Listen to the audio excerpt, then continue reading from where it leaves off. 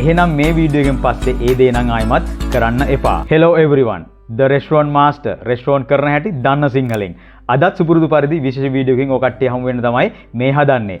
ඔය කට්ටියගේ රෙස්ටොරන්ට් එකෙත් නිතර වේකන්සි පෝස්ට් දානවද? එහෙම නැත්නම් පත්තරවල සෝෂල් මීඩියා වල නිතර ස්ටාෆ් එක ඉල්ලලා ඇඩ්වර්ටයිස්මන්ට් දානවද? එහෙනම් මේ වීඩියෝ එකෙන් පස්සේ ඒ දේ නම් ආයිමත් කරන්න එපා.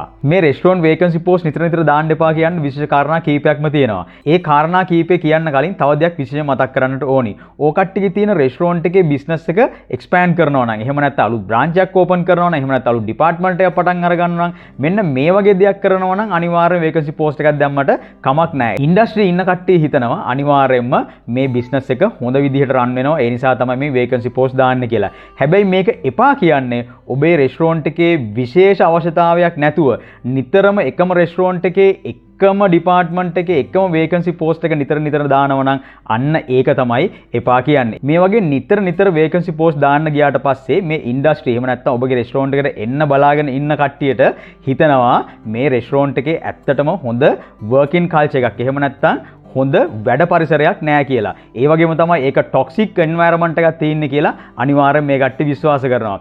ඒ නිසා ඔබේ රෙස්ටොරන්ට් එකට කොයිතරම් වේකන්සි පෝස්ට් දැම්මත් ඒ කට්ටිය ඇප්ලයි කරන්නේ නෑ. මොකද ඕ කට්ටියගේ රෙස්ටොරන්ට් එකට අවශ්‍ය වෙන්නේ ඉතාමත්ම දක්ෂ හොඳ පිරිසක්. ඒ වගේ දක්ෂ හොඳ පිරිසක් අනිවාර්යයෙන්ම මේ නිතර වේකන්සි පෝස්ට් දාන රෙස්ටොරන්ට් වලට නම් කවදාක්වත් එන්නේ නැහැ. අනිත් එක තමයි ගොඩක් අයට හිතනවා මෙන්න මේ කියන රෙස්ටොරන්ට් එකේ ජොබ් සිකියුරිටි එකක් නැද්ද කියලා. මමත් මේ තැනට ගියොතින් එහෙම මගේ ජොබ් එකටත් මොන වගේ දෙයක් වෙයිද කියලා ඒ කට්ටිය බියක් ඇති කරගන්නවා. ඒ නිසා ඕ කට්ටියගේ රෙස්ටොරන්ට් එකේ වර්කින් කල්චර් එක වගේම මේ ජොබ් සිකියුරිටි එකේ ප්‍රශ්න තියෙනවා කියලාත් ගොඩක් අය විශ්වාස කරනවා. තව පැත්තකින් ගත්තට පස්සේ හිතෙන්න පුළුවන් මේ වගේ නිතර වේකන්සි පෝස්ට් දාන්නේ ඉන්න ස්ටාෆ් එක යන නිසානේ. ඒ යන්න හේතුවක් වෙන්න පුළුවන් කියලා හිතනවා බොහෝ විට මේ සැලරි වල ප්‍රශ්න. අන්න ඒ නිසාත් ඔබේ රෙස්ටොරන්ට් එකේ කොයිතරම් වේකන්සි පෝස්ට් දැම්මත් ඒක නිතර දකින්න කට්ටිය හිතනවා එහෙනම් මේකේ සැලරි වල මොන හරි ප්‍රශ්න තියෙන්නත් පුළුවන්. ඒක තමයි මේ ස්ටාෆ් එක ඉන්නේ නැත්තේ.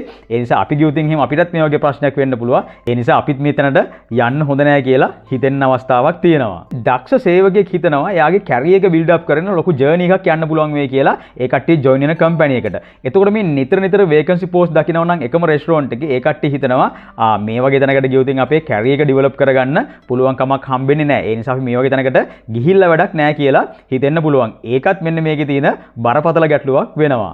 එහෙනම් ඔබේ රෙස්ටොරන්ට් එක තුල මම අර කලින් කියපු වැරදි අඩුපාඩුකම් නිවැරදි කරගෙන යහපත් පරිසරයක් හදාගන්න. එතකොට ඔබට මේ වේකන්සි වලට වොරි වෙන්න දෙයක් නැහැ. ඔබේ රෙස්ටොරන්ට් එක ඉතාමත්ම සාර්ථකව කරගෙන යාමට හැකියාවක් හම්බ වෙනවා. එහෙනම් මේ වගේ වැදගත් වීඩියෝ එකක් නැවත වාරයක් හම්බ වෙන බලාපොරොත්තු ඇතුව අදට මම සමු ගන්නවා. මම ලක්මාල් පතිරත්න.